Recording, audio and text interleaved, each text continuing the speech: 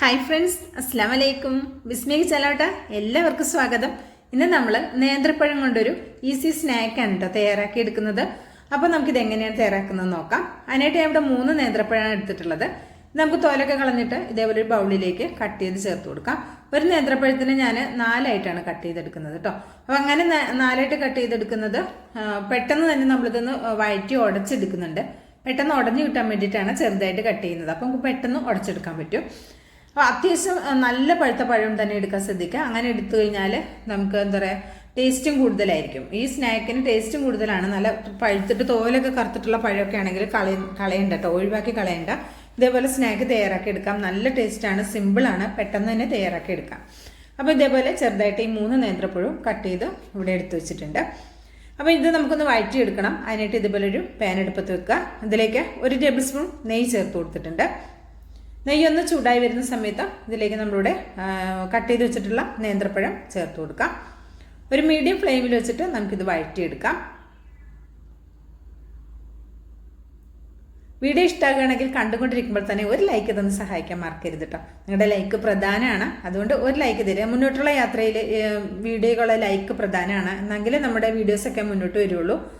അതുകൊണ്ട് എല്ലാവരും കാണുന്ന എല്ലാ പ്രിയ കൂട്ടുകാരും, എൻ്റെ പുതിയ കൂട്ടുകാർ കാണുന്നുണ്ടെങ്കിൽ അവരും എല്ലാവരും ഒരു ലൈക്ക് തന്ന് സപ്പോർട്ട് ചെയ്യാൻ മറക്കരുത് കേട്ടോ. ഇതേപോലെ നന്നായിട്ടൊന്ന് ഉടച്ചെടുക്കുക. ഒരു മീഡിയം ടു ലോ ഫ്ലെയിമിൽ വെച്ചിട്ട് ഇതേപോലെ ഒന്ന് ഉടച്ചെടുത്താൽ മതി. കണ്ടോ, പഴമൊക്കെ നന്നായിട്ട് ഉടഞ്ഞു വന്നിട്ടുണ്ട്. ചെറുതായിട്ട് കട്ട് ചെയ്തതുകൊണ്ടും പിന്നെ നല്ല പഴുത്ത് തോലൊക്കെ കറുത്തിട്ടുള്ള പഴമാണ് ഞാൻ എടുത്തിട്ടുണ്ടായിരുന്നു. അപ്പോൾ പെട്ടെന്ന് തന്നെ ഉടഞ്ഞു കിട്ടിയിട്ടുണ്ട്. ഇപ്പോൾ ഞാൻ ഫ്ലെയിം ഓഫ് ആക്കിയിട്ട് അപ്പോൾ ഇത് നമുക്കൊരു പാത്രത്തിലേക്ക് മാറ്റി കൊടുക്കാം. ചൂടാറാൻ വേണ്ടിയിട്ടാണ് വേറൊരു പാത്രത്തിലേക്ക് നമ്മൾ നേരത്തെ പഴം കട്ട് ചെയ്ത് അതേ പാത്രത്തിലേക്ക് തന്നെ ഇട്ട് കൊടുക്കുന്നുണ്ട്.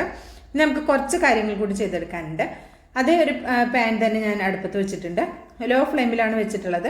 എന്നിട്ട് ഒരു അരക്കപ്പ് റവ ഇതിലേക്ക് ചേർത്ത് കൊടുത്തിട്ടുണ്ട്. ഇപ്പോൾ വറുത്ത റവയാണെങ്കിലും വേണ്ടില്ല, ഒരല്പം ഒന്ന് ചൂടാക്കി എടുക്കണം കേട്ടോ. അതിനായിട്ട് അരക്കപ്പ് റവ ചേർത്തതിന് ശേഷം അതേ കപ്പിൽ തന്നെ അരക്കപ്പ് തേങ്ങ കൂടി ചേർത്ത് കൊടുക്കുന്നുണ്ട്. അപ്പോൾ ഈ കപ്പളമൊന്നും വേണമെന്നില്ല.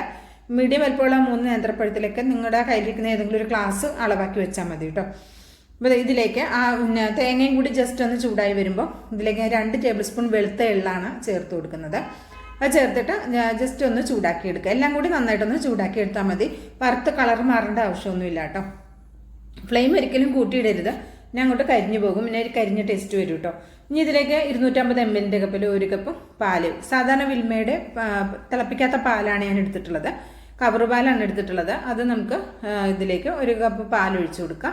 എന്നിട്ട് ഇത് ലോ ഫ്ലെയിമിൽ തന്നെ വെച്ചിട്ട് നമുക്ക് നന്നായിട്ടൊന്ന് കുക്ക് ചെയ്തെടുക്കണം. അപ്പോൾ ഇനി ഇതിലേക്ക് മധുരത്തിന് ആവശ്യമായ ഞാൻ 2 ടേബിൾ സ്പൂൺ പഞ്ചസാര മാത്രമേ ചേർക്കുന്നുള്ളൂ. ഇതിലേക്ക് ഒരു 3/4 ടീസ്പൂൺ ഏലക്കപ്പൊടിയും കൂടി ചേർക്കുന്നുണ്ട്. അപ്പോൾ ഇത് ലോ ഫ്ലെയിമിൽ തന്നെ വെച്ചിട്ട് ഇതുപോലെ നന്നായിട്ട് മിക്സ് ചെയ്തിട്ട് എല്ലാം കൂടി പാലുമായിട്ട് യോജിപ്പിച്ച് റവയൊക്കെ നന്നായിട്ടൊന്ന് വേവിച്ചെടുക്കണം കേട്ടോ. അപ്പോൾ ലോ ഫ്ലെയിമിൽ തന്നെ ഇട്ടിട്ട് ചെയ്യാൻ ശ്രദ്ധിക്കണേ.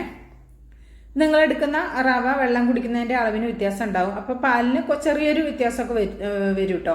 ഇപ്പോൾ വേണമെങ്കിൽ ഞാനിപ്പോൾ 1 കപ്പ് എടുത്തത് ചിലപ്പോൾ നിങ്ങൾക്ക് ഒരു 1.25 കപ്പ് വേണ്ടി വരും, ചിലപ്പോൾ 3/4 കപ്പ് മതിയാകും. അത് നോക്കിയിട്ട് നിങ്ങൾക്ക് ഇത് മിക്സ് ചെയ്യുമ്പോൾ നോക്കുമ്പോൾ അറിയാൻ പറ്റും. അപ്പോൾ അങ്ങനെ നോക്കിയിട്ട് ചെയ്താൽ മതി കേട്ടോ. ഞാൻ എടുത്തിരിക്കുന്ന റവയ്ക്ക് ഈ ഒരു 1 കപ്പ് പാല് കറക്റ്റ് പാകമാണ് കേട്ടോ.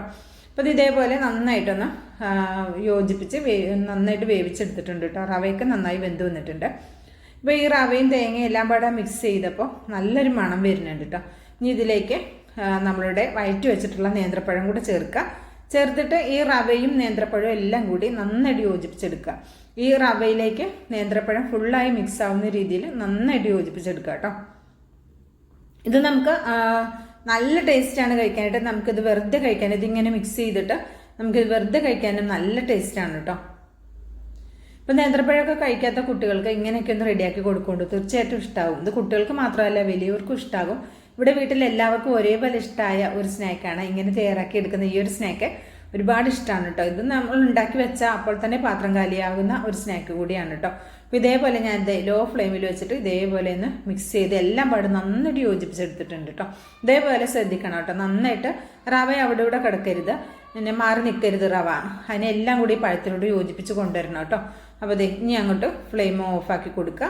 ഫ്ലെയിം ഓഫാക്കിയിട്ട് ഇത് ചൂടാറാൻ ഞാൻ വേണ്ടി ഒരു വേറെ പാത്രത്തിലേക്ക് മാറ്റിയിട്ടുണ്ട്. ഒരു 1/4 ടീസ്പൂൺ നെയ്യ് ഒന്ന് കയ്യിലാക്കിയിട്ടുണ്ട്. വല്ലാതെ ഒട്ടിപ്പിടിക്കൊന്നുമില്ല.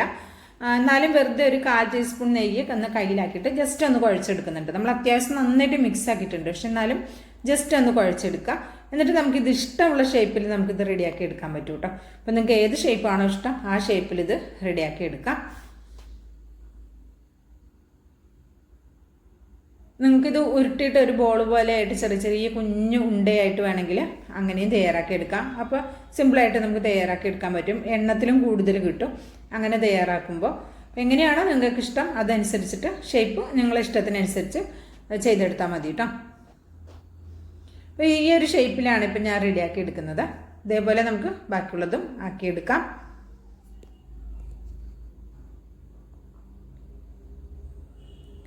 അപ്പോൾ ഈ ഒരു ഷേപ്പിൽ മതിയെങ്കിൽ അങ്ങനെ ആക്കിയെടുക്കാം, അല്ലെങ്കിൽ ഉരുട്ടിയിട്ട് മതിയെങ്കിൽ അങ്ങനെ നിങ്ങളുടെ ഇഷ്ടത്തിനനുസരിച്ച് കേട്ടോ. അപ്പോൾ അതെ ഞാനിങ്ങനെയൊന്ന് ആക്കി ഒരു കുഴി പോലെ ചെറുതായിട്ട് ഇങ്ങനെ നടുക്കാക്കിയിട്ട് ഇങ്ങനെയൊന്ന് റെഡിയാക്കി എടുക്കുന്നുണ്ട് കേട്ടോ.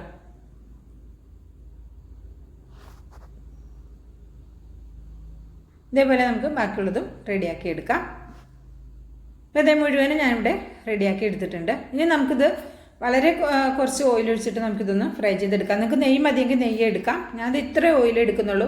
അത്രയും പഴം നമ്മളത് ഫ്രൈ ചെയ്തെടുക്കാനായിട്ട് ഒരു 3 ടേബിൾ സ്പൂണിൻ്റെ അടുത്തേ ഉള്ളൂ നമുക്ക് ഓയിൽ ആവശ്യമായി വന്നിട്ടുള്ളൂ. വെളിച്ചെണ്ണയിൽ വേണമെങ്കിലും ചെയ്യാം, അല്ലെങ്കിൽ നെയ്യിൽ വേണമെങ്കിൽ ചെയ്യാം, അതുപോലെ തന്നെ ഓയിലിൽ വേണമെങ്കിൽ ചെയ്യാം കേട്ടോ. നിങ്ങളുടെ ഇഷ്ടത്തിനനുസരിച്ച് ചെയ്യാം. ഇതുപോലെ ഒരു മീഡിയം ഫ്ലെയിമിൽ വെച്ചിട്ട് നമുക്കിത് വറുത്തെടുക്കാം. ഒരു ഭാഗം ആവുന്ന സമയത്ത് നമുക്ക് പതുക്കെ ഇതൊന്ന് തിരിച്ചിട്ട് കൊടുക്കാം കേട്ടോ. ഇത് പൊട്ടിപ്പോകുകയോ ഒട്ടിപ്പിടിക്കുകയോ അങ്ങനെ ഒന്നും ചെയ്യില്ല കേട്ടോ. ഇതേപോലെ ഒന്ന് പതുക്കെ ഒന്ന് മറിച്ചിട്ട് കൊടുത്താൽ മതി.